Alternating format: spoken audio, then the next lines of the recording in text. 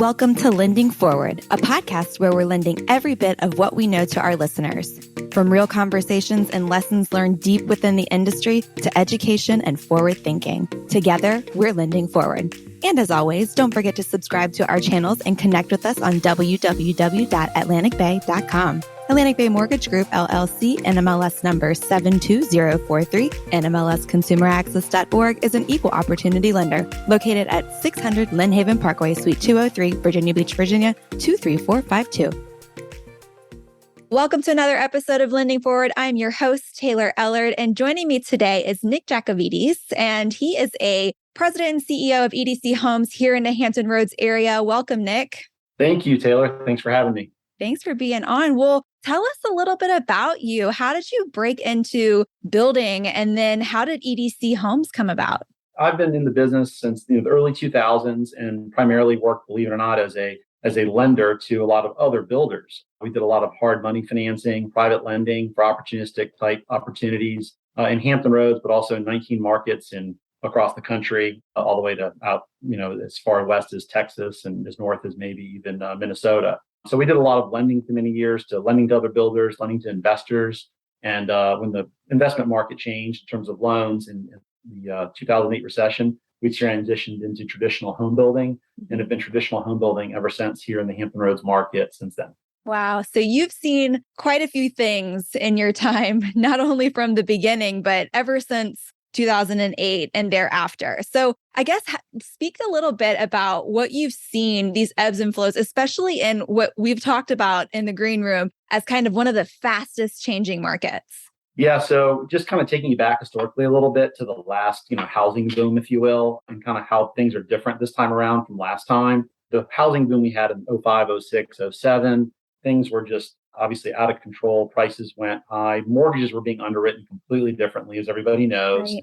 Ran into obviously a lot of valuation issues through that. This time around, what gives me a lot of confidence as a builder that's constantly investing is the supply challenges this time around are just drastically different. Housing inventory is still not there. We're way behind pace. And what we also feel very confident about is that, where is the other inventory going to come from? Do we think it's going to come via the foreclosure market? We really don't see a whole lot of that happening right now. There will be defaults, no doubt, but we also don't see big challenges from that segment of the market and any kind of devaluation. The supply challenges that are kind of been going on through, obviously with building materials and just the general economic supply chain challenge that we've had globally, those tend to be, starting to, going away right now. A lot less challenges in getting materials. Pricing is still up on many, many materials, especially those that are not produced domestically. And transportation is really the big driver right now of a lot of costs. Thankfully, framing materials have dropped, and that's been a big help. But at the same time, interest rates have gone up at the same time. So This time around, we've got a different set of challenges, this rising rate environment and no supply, versus last time around, we were in a lower rate environment and lots of supply. So it's definitely a different time, and been through some amazing challenges and some great times here, but still great opportunities for buyers alike. Right. Absolutely. And you're not alone in that. I feel like so many builders went through this and they all kind of had to learn to pivot in different ways. What does remain true is when you build something, you can customize it. When you build something, you've got that 10-year warranty, whatever that warranty looks like, right? So talk to us a little bit about why someone should consider building versus buying right now. And what are those other advantages of new construction? So as you know, it's just like a new car. There's nothing like a new car, nothing like a new construction home.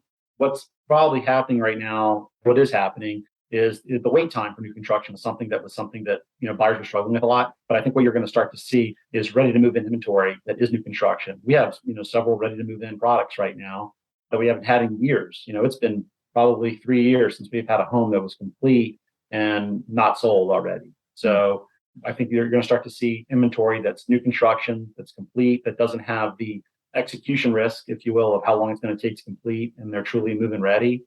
And buying new construction, carries its own advantages. Obviously, everything is new. That builder's warranty that comes along with the house, not just for the first year bumper to bumper, but the 10-year structural warranty that we offer. It's state mandated is 5 years here in Virginia, but we extend that warranty to 10 years on the structural side for the homeowner. But having everything brand new, especially when buyers are looking at, a higher payment right now, we're at this rate environment, there's a little less money available on a monthly basis for repairs, maintenance, things like that. When you at least know moving into a new home that you're looking at your mortgage payment and utility bills and maybe just your furnishing costs versus having to move in and then knowing that, probably in 3 months, you're going to have to replace a water heater, or you're going to have to replace an appliance. So those unexpected costs can be killers. And I think the new construction side of things obviously takes those unexpected costs, out of the equation.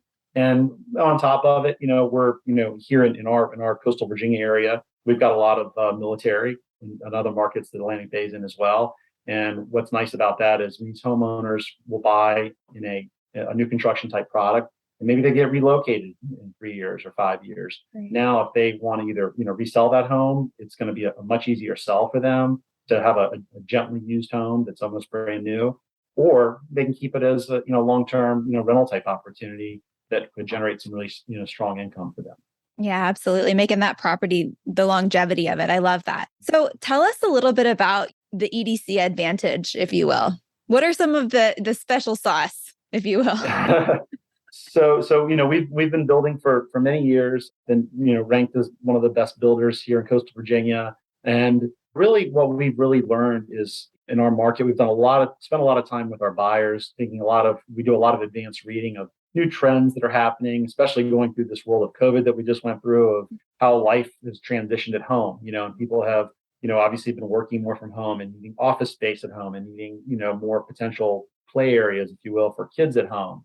So using more flex spaces in a lot of our homes is something we've incorporated in our designs, lately, because we do see that being the case again. It's similar to kind of what happened after 9/11. People kind of ended up spending more time at home and needed more space. And we're seeing that now.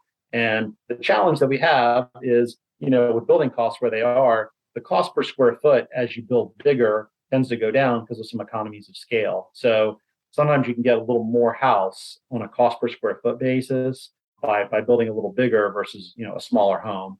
What's really important to our buyers right now is really useful spaces, specific, all starting with the kitchen.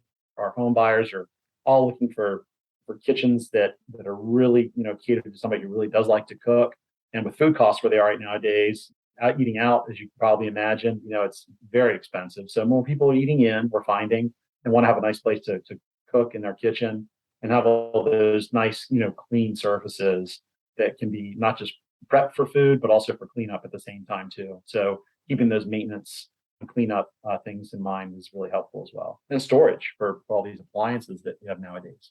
I know. There's some crazy stuff that's coming down the pipeline. I don't know if we're getting a little bit more Pinteresty, or if like the appliance garages. Oh, yeah. We've got appliance cabinets now that are really popular. Everyone's got, needs a space for the air fryer now, right? That didn't have before. We've got built-in coffee makers that we're putting in homes that are Wi-Fi based, that you can, get out of bed and hit on your phone and the coffee's ready for you, when you get to the machine. Even fresh ground as well. We've got a product from Bosch that we use for that.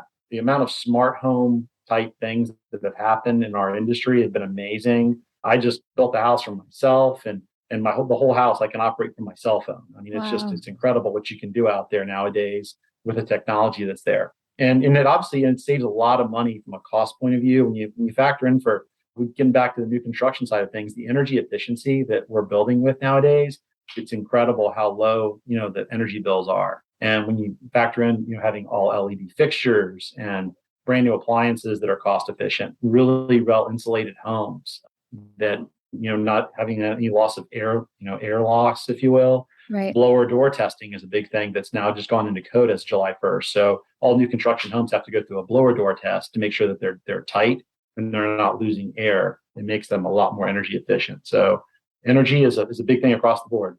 Absolutely. I don't know that I think all this technology, it's considerably changing over the years. I think COVID kind of kickstarted some things, but other things just started to shift into this is just the new normal, right? But one thing remains true and has not changed, and that's really the relationship between the builder, the mortgage banker, the buyer, and the listing agent. And you mentioned it's that four-pronged team. So tell us about the importance of having those relationships. So for me as a builder, it's very important that my mortgage banker, that my listing agent are in sync on all the different product offerings that are changing so quickly right now. Obviously, where rates are jumping and dropping, where those advantages are in the market. Also, to be able to talk to buyers agents when they come to the table of what programs that us as a builder and our lender are willing to participate in. One thing that we're doing a lot of right now are 2-1 rate buy downs. And that's a program, as you know, where the seller has to be the one making the buy down, as opposed to the buyer can't just arbitrarily say, I want to buy down the rate 2 points. It has to come from the seller. So we've been working hard to get marketing material out there to our buyers and buyers agents so that they know that we're a willing seller that is willing to participate in a rate buy down option. And obviously for that home buyer that's, let's say, if rates, let's call it today, are at 5.75, year one, their rate's going to be 3.75. Year two, it's going to be 4.75. And in that time frame, they can always refi out, when we see that rate drop, hopefully happen. But it gives them a lower payment those first couple of years, but also with a fixed rate option at the same time. So that's been very, very popular. I think probably 5 out of the last 8 contracts we've received have had those rate buy down options in them. And it's pretty powerful. But if without having the communication with our lending partner and the listing agent apprised of what's happening in the market and what's changing and what programs are out there for buyers, it really makes it difficult to sell a home properly and to properly inform a buyer and a buyer's agent of the team and what the team's willing to do to help that buyer. Right. That's beautiful when you get to a relationship where it's so transparent and streamlined that you are already in conjunction, the end goal, how to get folks in their dream homes. I think that just having that open line of communication and you're all working towards the same goal is huge, because unfortunately you've seen it before. You've been in the industry long enough to see enough loan officers come through that are just clunky, or they just don't have that nice open line of communication. So it is so, so important. And the other side of it too is your brand relationship and your brand equity. So we spoke about this, how would you say that kind of trickles over into the buyer's experience? So it's really important for us when a home buyer is looking to purchase a new home. Obviously, researching the builder is important, and we come up, very, very high on the list.